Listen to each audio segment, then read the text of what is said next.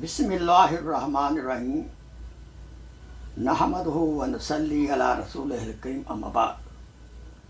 मेरे मोहतरम भाइयों, बुजुर्गों और दोस्तों, मेरे इस्लामी बहनों, आपके खिदमत अक़दस में आपका मेज़बान शेख होकर हाज़िर है। आइए आज आपको वो मतन, ख़त का मतन जो उमर फ़ारूक रज़ी अल्लाह ताला अन्हु ने अपने साहबजादा हज़रत अब्दुल्ला इब्ने उमर को लिखा। इस ख़त में चंद बहुत ज़रूरी नसाए हैं, नसीहतें हैं। हम इस नसीहत को, इस ख़त को, इस मज़मून को, इस बयान को अपने बच्चों को भी सुनाना चाहिए और हमें भी इस पर अमल करने की अल्लाह से दुआ करें कि तौफीक मिल जाए। ख़त का मतलब ये है, फरमाया अम्मा बाद नंबर 1, तुम्हें अल्लाह से डरने की वसीयत करता हूँ, क्योंकि जो अल्लाह ताला से डरता है अल्लाह ताला उसे हर शर और फितने से महफूज रखते हैं। नंबर 2, जो अल्लाह ताला को कर्ज देता है यानी दूसरों पर अपना माल अल्लाह ताला की रज़ा के लिए खर्च करता है, अल्लाह ताला उसे बेहतरीन बदला अता फरमाते हैं।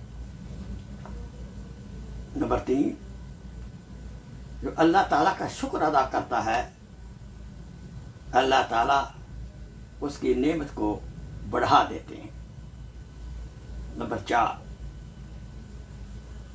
तकवा हर वक्त तुम्हारा नस्बुल ऐन और तुम्हारे आमाल का सहारा और सतून और तुम्हारे दिल की सफाई करने वाला होना चाहिए।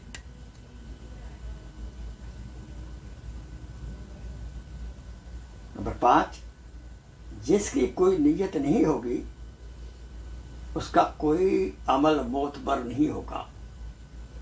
यानी हमें हर अमल से पहले नीयत को चेक करना होगा और नीयत सही होनी चाहिए। क्या? अल्लाह की रज़ा के लिए। नंबर 6, जिसने सवाब लेने की नीयत से अमल ना किया उसे कोई अजर नहीं मिलेगा।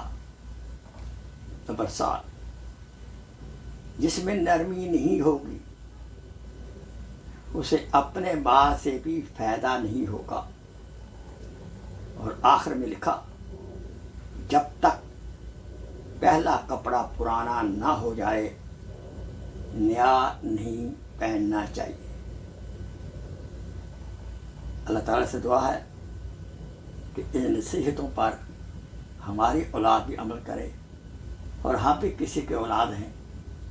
अल्लाह ताला हमें भी इन पर अमल करने की तौफीक अता फरमाए। वो आखिर दामना अल्हम्दुलिल्लाह रब्बिल आलमीन। अस्सलामु अलैकुम रहमतुल्लाहि व बरकातुहू। Please share this video as a sadaqah jariyah. Jazakallah khair.